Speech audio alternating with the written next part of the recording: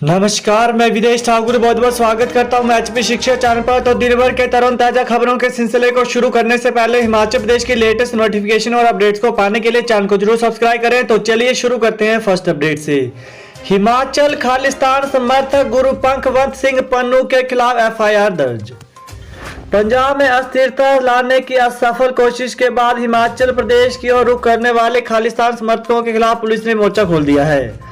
State cyber crime police ने पत्रकारों को अमेरिका और कनाडा के नंबरों से फोन कॉल कर मुख्यमंत्री जयराम ठाकुर को 15 अगस्त को झंडा न फहराने देने के मामले में FIR दर्ज कर ली है। यह FIR गुरु पंखवंत सिंह पन्नू के खिलाफ दर्ज की गई है, जिसके नाम से कॉल के दौरान रिकॉर्ड किया गया मैसेज सुनाया गया था। वहीं कॉल की जांच की जा रही है, साथ ही रिकॉर्डिंग की वॉइस स्पेक्ट्रोग्राफी भी कराई जाएगी। इस जांच में केंद्रीय सुरक्षा एजेंसियों की भी मदद ली जाएगी। उल्लेखनीय है कि बीते दिनों पंजाब से सटे हिमाचल के नैना देवी इलाके के मील पत्थरों पर शरारती तत्वों ने लिख दिया था कि इस जगह से खालिस्तान की हद शुरू होती है। इस मामले में भी हिमाचल पुलिस जांच कर रही है। हिमाचल प्रदेश भूस्खलन की वजह से चंडीगढ़ मनाली नेशनल हाईवे बंद, मौसम विभाग ने जारी की एडवाइजरी। हिमाचल प्रदेश में बारिश और भूस्खलन ने कहर बरपा रखा है। राज्य में भूस्खलन के कारण कई जगह रास्ते बंद हैं। मंडी जिले में चंडीगढ़ मनाली राष्ट्रीय राजमार्ग 3 बंद है। इसके अलावा कई जगह मकान भी गिरने की खबर है। शिमला में ढारे ढहने से एक बच्ची घायल हो गई है, जिसे अस्पताल में भर्ती कराया गया। इसके अलावा राजधानी शिमला में बारिश की वजह से ढारे ढहने से 9 साल की लड़की घायल हो गई है। वहीं रलदू भट्टा के पास बरसात के कारण ढारा गिर गया। गनीमत यह रही कि कोई इसकी चपेट में नहीं आया।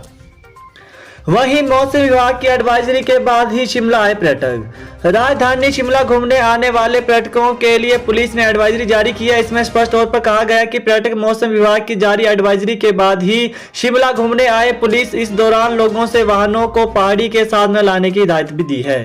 लाहौल फ्लड जायलमा में दिल्ली, पंजाब, हरियाणा, यूपी के 110 और शाशा में 49 लोग किए रेस्क्यू।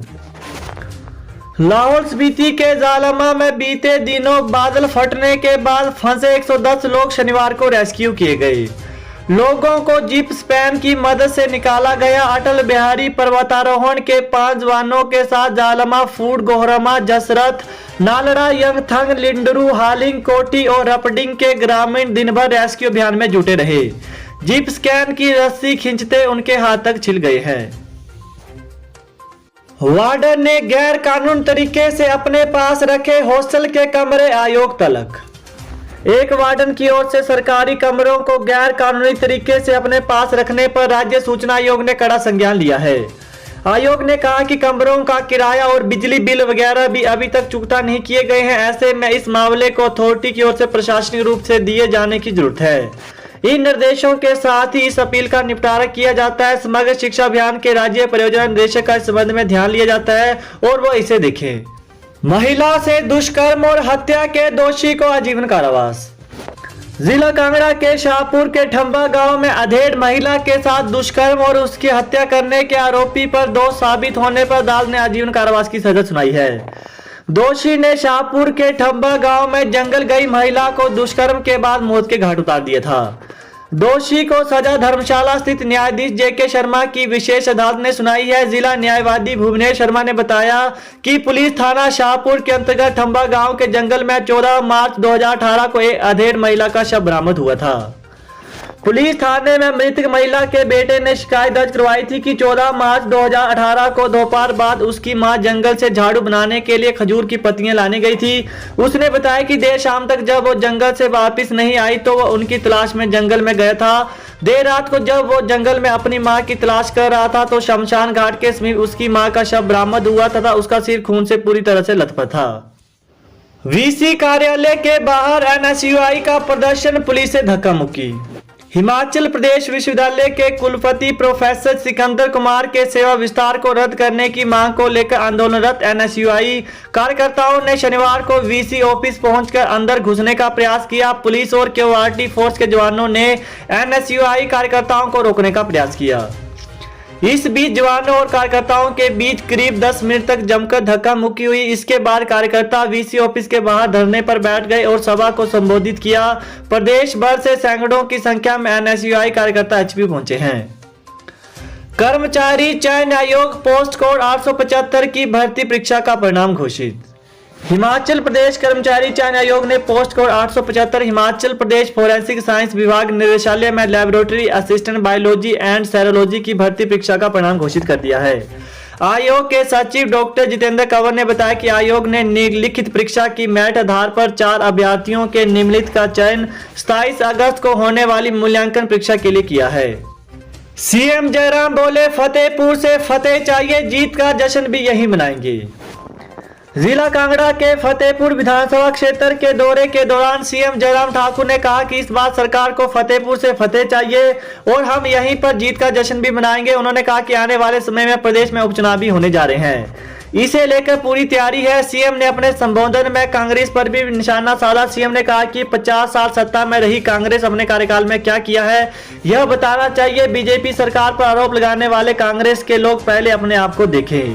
सीएम ने कहा कि भाजपा ने हमेशा काम किया है और यही इस बात का परिणाम है कि लोग बीजेपी के साथ हैं। 2022 में भी एक बार फिर से बीजेपी की सरकार बनेगी। उन्होंने कहा कि कोरोना काल में कुछ विकास भले ही रुका है लेकिन अब विकास को गति प्रदान की गई है। उन्होंने कहा कि कोरोना को लेकर कांग्रेस सवाल उठाती रही है पर अपने इतने वर्षों के कार्यकाल में वो कुछ भी नहीं कर पाई है। जूनियर टीममेट को अब 3 साल में पदोन्नत करेगा बिजली बोर्ड। राज्य बिजली बोर्ड में कार्यरत जूनियर टीममेट की पदोन्नति समय अवधि 5 से घटाकर 3 वर्ष की जाएगी। तकनीकी कर्मचारियों को मोबाइल भत्ता दिया जाएगा। विभिन्न श्रेणियों की ग्रेड पे विसंगतियों को दूर किया जाएगा। माइक्रो पावर हाउस में कार्यरत कर्मचारियों को पदोन्नत लाभ दिया जाएगा। इसके अलावा बिजली बोर्ड प्रबंधन के साथ तकनीकी कर्मचारी संघ की बैठक में ये फैसले लिए गए हैं। अतिरिक्त मुख्य सचिव ऊर्जा और बिजली बोर्ड के अध्यक्ष आर.डी. धीमान ने 15 दिनों के भीतर इन मांगों को पूरा करने का आश्वासन दिया है। हिमाचल में 3री, 5वीं और 8वीं कक्षा की होंगी बोर्ड परीक्षाएं। गोविंद ठाकुर।